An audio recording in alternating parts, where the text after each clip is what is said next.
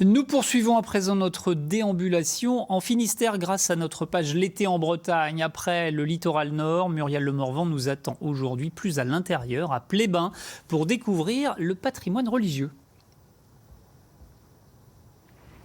Bonsoir à tous, vous allez voir, nous sommes très éclectiques. Hier, nous étions chez les Pagans, les païens du Nord Finistère.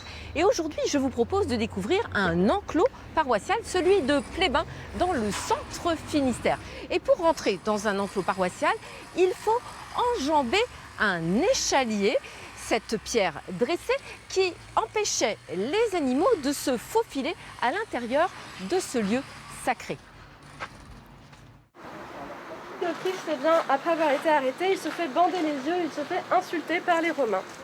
Comme la plupart des enclos paroissiaux qui entourent certaines églises bretonnes, celui de Plébain comprend un calvaire, un des plus grands de Bretagne, et un ossuaire. À Plébain, ce sont les guides de la sauvegarde du patrimoine religieux vivant qui font découvrir ces trésors de l'architecture. Ils ont été formés par Aldric et Raphaël Lucas, un couple de passionnés pour qui l'enclos et l'église de Plébain n'ont plus de secrets. Par exemple, ces sablières, si richement sculptées. On trouve toutes sortes de scènes, des scènes religieuses comme dans le transept sud, où vous avez une représentation de la nativité ou de la samaritaine, mais aussi des scènes de la vie quotidienne avec une scène de labour et un joueur de biniou. Ce qui nous intéresse, c'est comment toutes ces générations de Bretons ont pu investir. Qu'est-ce qui les a poussés à mettre autant d'argent, autant d'investissement, autant de temps dans ces bâtiments que nous apprécions nous maintenant? C'est merveilleux qu'ils aient pu faire ça. L'émulation entre les paroisses explique cette surenchère. Dans le Nord Finistère, la richesse venait du commerce des toiles de lin. À Plébain, il a fallu trouver d'autres financements pour rivaliser. Ils ont demandé directement au roi de France l'autorisation d'établir de grandes foires pour s'enrichir.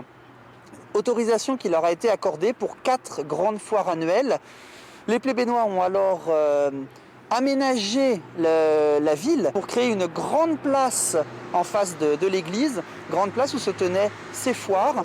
Ce sont donc les droits de place des commerçants présents à ces foires qui payèrent toutes ces richesses. Un patrimoine qui se trouve aussi disséminé dans la campagne. Plébain compte pas moins de 7 chapelles, comme ici celle de Lanélec. Mais là, pas possible d'organiser des visites régulières. La municipalité a trouvé une solution. Donc ce sera essentiellement des captations vidéo à 360 degrés de l'enclos et des chapelles intérieures et extérieures, ainsi que certains éléments qui seront modélisés en 3D. Du coup, le public, mais aussi les habitants, virtuellement, numériquement, auront accès à l'intérieur des chapelles. Dès le mois d'août, une table tactile installée dans l'église de Plébain permettra de visualiser l'intérieur des chapelles et leurs trésors, comme cette Vierge allaitante de Lanélec. Depuis tout à l'heure, je suis sûre que vous vous posez cette question, mais pourquoi a-t-elle choisi une église en travaux? Eh bien parce que le patrimoine, ça s'entretient, et nous sommes avec Gilda Hurien qui suit le chantier pour la mairie de Plébain. Alors Gilda, qu'est-ce qu'il y avait de si urgent? En effet, les travaux étaient plus qu'urgents. La structure n'étant plus étanche, le fût du clocher prenait de l'eau. Donc il était impératif de faire tous ces travaux, échafauder, refaire les joints et ainsi de suite. Il a été percé 1100 trous. Dans ces trous-là, nous avons injecté de la chaude Saint-Astier de façon à se consolider toute la structure de bas en haut. Et nous avons quand même injecté 60 tonnes de produits dans le fût du clocher. Le coût est de 1,2 million, dont 25% restant à la charge de la commune. Ah oui, quand même. Oui. Et alors, il y a une histoire de cloche aussi. Nous avons une cloche qui pèse 1,490 tonnes, qui a été fondue en 1667 par le fondeur Hervé, qui n'était plus opérationnel depuis 40 ans. La structure qui supportait l'ensemble cloche plus joug étant défectueuse. Là, on a profité des travaux pour tout refaire. Merci Gilda. Et il y a eu également le remplacement des chimères. Ce sont des gargouilles mais qui n'évacuent pas d'eau. Et donc c'est le chantier de ces chimères que nous avons suivi avec les sculpteurs de la chapelle Carreau. Du haut de ses 500 ans, l'église de Plébain s'impatiente. Corseté depuis 2 ans par d'impressionnants échafaudages, le clocher de 47 mètres attend l'arrivée des chimères qui lui ont été promises. À 140 km de là, dans leur chantier de la chapelle Carreau, les sculpteurs de la pierre à l'œuvre mettent tout leur cœur à l'ouvrage. 6 chimères à remplacer, une semaine de travail pour chacune. Baptiste a choisi le bélier, un corps à corps minutieux. La laine, ça prend du temps et c'est passionnant. Ça tourne un peu dans tous les sens. Il faut bien accrocher la lumière dans le fond des bouclettes, par exemple. Et ouais, il y en a beaucoup de petites boucles, donc ouais, il faut être patient. Et les cornes? C'est ce qui accroche le plus l'œil, quoi. Ça tourne, c'est une belle forme, c'est joli, quoi. Le sculpteur attaque les yeux. Le marteau burineur ne tremble pas. C'est le plus délicat, je trouve. L'animal qu'on représente, ça va lui donner soit une expression un peu énervée, soit plutôt gaie, ou au contraire, on va la trouver un peu bête parce qu'elle va loucher. Délicat le regard, surtout quand le granit réserve des surprises. Ainsi, le lion d'Emmanuel gardera une coquetterie dans l'œil. C'est un grain de mica. Et du coup, c'est ce qui donne... ça, c'est assez mou et du coup, c'est pas forcément super, mais bon. Et sinon, on peut avoir des poils, il y a ce qui s'appelle des fils. C'est des failles, en fait, qui traversent complètement la pierre, quoi.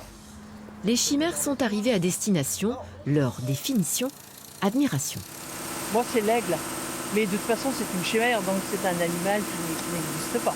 Le fait de pouvoir remettre en état un tel patrimoine, c'est laisser quelque chose quand même d'important à nos enfants. Le grand jour des chimères est arrivé. S'envoler, c'était leur destinée. L'aigle, le lion et leurs comparses, 2 tonnes de granit en suspension jusqu'à 32 mètres de haut pour prendre la place de leurs ancêtres burinés par des siècles d'érosion. On a extrait l'ancienne qui se trouvait là où il y a le pied d'échafaudage. Pour l'enlever, du coup, on a dû mettre la tourelle en suspens, quoi. Donc, création de veau et puis étais, etc. pour pouvoir maintenir le reste de la tourelle en attendant. Les statues du calvaire ont retrouvé des chimères avec qui discuter. Le bélier, pour sûr qu'elles ont des histoires à lui raconter.